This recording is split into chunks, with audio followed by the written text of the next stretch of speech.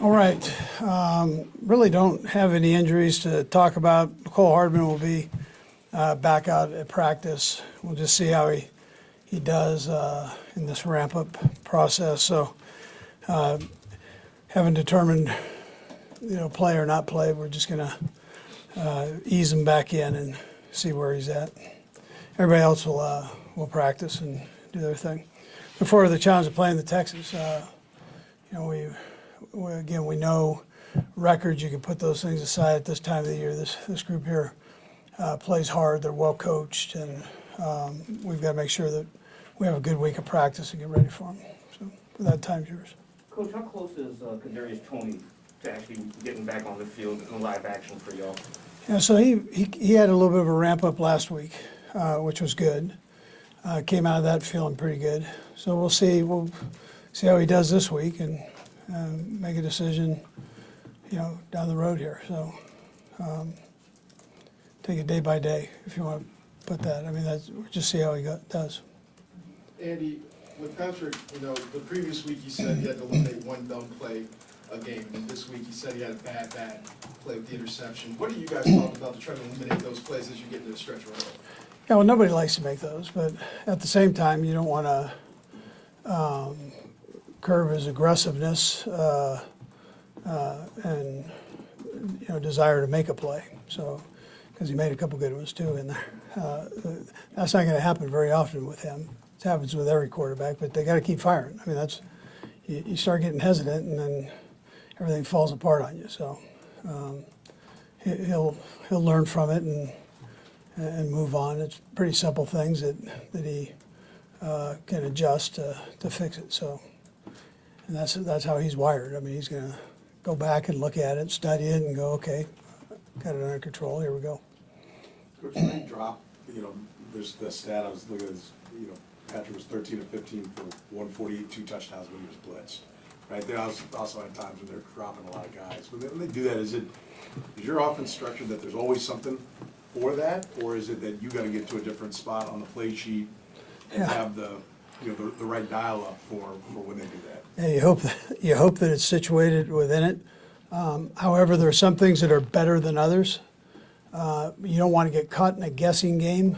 If you have a true hard soul tendency there that they're doing this on this down or this particular part of the field, then you can dial up one of these other plays. But normally your normal plays that we put in for the different areas normally cover that in there somewhere. Yeah. I know you often come out and say, hey, I got to give him better things. Patrick comes out and says, I got to make better decisions, right? But so it's obviously a joint effort between Absolutely. you guys and the whole staff and everything. But how obviously you get it right more than you get it wrong, right? You're not standing at that podium for this many years and you don't. But how often do you feel like oh wow, they got me? That you just have to tip your cap to the other coach? Yeah, when I tell you that, I'm kind of tipping my hat to them. They're sometimes, that's the fun part. It's a chess match, and every once in a while they're going to get you, and you hope you get them more than they get you, and so there's some great minds in this league, and good football minds, and so they're going to get you every once in a while. Andy, we're at the latter third of the season. Just I wonder, with you guys' pursuit of Juju the year prior, just what has he given the offense that perhaps you anticipated on his arrival and perhaps that you didn't anticipate? Yeah, we were hoping that he could kind of counter Kels, and this offense is best when you can kind of do that. We had Sammy, and then Pringle developed into that as we went, and that's when it rolls the best. And so he's come in and done that, and does a nice job with it. So he's got a great feel for the game. He's got great feel in space, and then he's really tough to bring down. I kind of forgot about that part. After he gets that ball in his hands, man, you try to hit him in his lower body, he can shuck it off like a running back, and that's special to have that.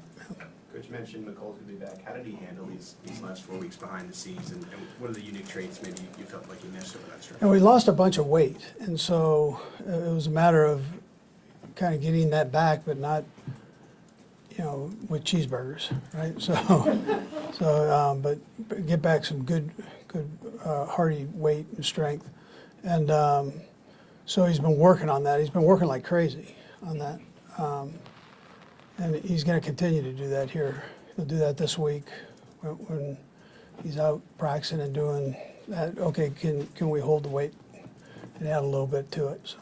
Coach, you mentioned throw the records out when you're facing a team that's struggled with wins and losses. They've obviously battled hard. They almost won last week. This is a coach who you've seen in the past, right? What does a Lovie Smith team look like traditionally, and has this team got some of those characteristics? No, I'm friends with Lovie. I mean, I think he's a heck of a guy and a great coach. He came from that Tampa 2 group of coaches that did that, and he's evolved with that and with the way the game is now. So he's going to give you a great defense that plays hard and aggressive. An offense is tough. I mean, just the fact that they used 2 quarterbacks and platooned them. It wasn't because one wasn't doing well, but they platooned him in. And he's not afraid to do whatever he has to do to win the game. And so that's where the challenge comes in. And his guys play hard for him. So you have to be prepared and ready to go. And in this league, the margin between winning and losing is like that. It's crazy, greater than it's ever been right now. So Your years at BYU overlapped with Mike Leach's, and I'm wondering if you ever came across. I know he didn't play football, but did Yeah. you come across him? And he was, Yeah, I guess, sure. working in the office at some point during his career. yeah, no, that was before me. I'm a little bit older, but I knew Mike, and a good guy and very creative. He didn't visit here, but he spent some time with us in Philadelphia during training camp a couple different times, and just a good guy. I mean, it's a sad deal, but he left a nice legacy behind him for sure for football, and good. Like I said, very unique. I mean, the story. I love the story he told me. But I said, you know Donald Trump? We got talking about that. This was years ago, even before Donald was the president. And he goes, oh yeah, I was walking through New York. I saw the tower, went up, introduced myself to him. Like it was no big deal. I mean, he talked himself through. I mean, Donald had security back then too. He talked himself through that, and then Donald found him that kind of personality. I mean, he was just a unique guy, and that's the way he coached, and that's why everybody loved him for that. Would you say Patrick something of a descendant? I mean, Yeah, sure. Yeah. His coach, played for him, or worked with him for sure. Yeah. Couple more guys. Coach, NFL exec Troy Vincent said this morning at the league meeting there would be a, quote, a healthy discussion, end quote, on making roughing the passer either reviewable or challengeable. So the discussions will come up in March at the owners' meeting. How much do you support this sudden movement to make that roughing the passer penalty reviewable? I'm gonna hold off on that. Because I'm gonna be in those meetings, so I'm gonna sit on the picket fence on that one. We'll go Nate and Sam to finish up. Andy, on another coach, again, we're towards the latter half of the season. I just wonder, with Mike Kafka being an offensive coordinator for the first time, have you had a conversation with him? Have you had time to look at what the Giants have done? Obviously, they're in a playoff push, but just seeing another guy being in that role for the He's first time done. under you. Yeah, we've texted back for you. I mean, we're both busy and cranking away. You don't have a lot of time to have phone calls and that. So, but we have texted, and I think he's done a tremendous job. And they're playing good football, and my hat goes off to him. And Dable too. I mean, Dable was here. You guys know him, and what a great job. That's a tough place, you know, that whole eastern seaboard area, man, that's a great competition right there. So that's, I think my hat goes off to those guys. Yeah. Last one, Sam. Andy, I'm guessing usually by this time of the year, you've got a pretty good idea of where you guys are, but with the secondary being so young, how much are you still learning about the strengths and weaknesses, what you guys can do with that?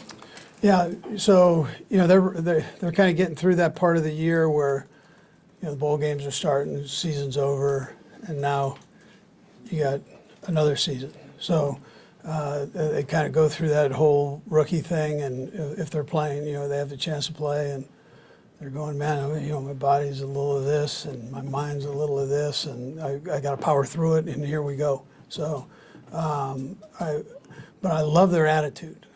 I love the way they compete, and I love the way they're getting better. And it's, you know, early it was leaps and bounds, and now it's, you know, settled down a little bit to where it's smaller jumps. But we're going to be okay there.